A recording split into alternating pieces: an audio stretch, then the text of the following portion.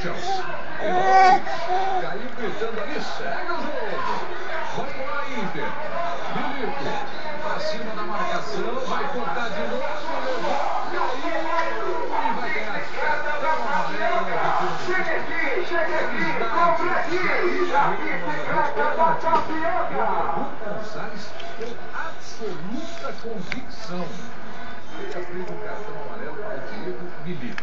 Simulou ali uma falta dentro da área, um pênalti, vamos ver. Passou, e aí, Mauro? Foi muito bem o erro do Gonçalves, porque não houve a falta e o capaz do Milico foi canastrão. Estava muito bem colocado, de novo acertou o árbitro. Essa aí, a fica com dois jogadores pendurados. Cartões amarelos dentro de campo. O Thiago Mota foi o primeiro a ganhar cartão amarelo aos 9 minutos, agora aos 22, o Milico. Ele tem 4 pendurados em campo. O Maicon, o Lúcio, o Samuel e o Zanetti. Ou seja, toda a defesa está pendurada. Quem receber cartão amarelo não joga a volta ainda.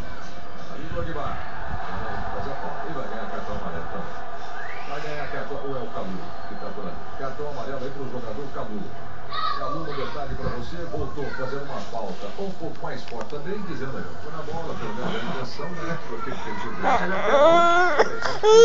Você precisa estar na regra, acho que está bem interpretado pelo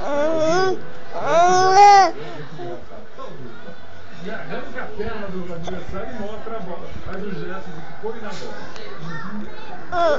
Né? Mas se não for na bola. Não, até pegou na bola, mas não fosse excessiva. Não era o caso pelo caso. Intervenção por 1-0, mas a pressão é o inglês em cima. Olha o Lúcio, vai dar conta. Já ficou para trás. Seu cruzamento para. Escorregou e caiu. Calu.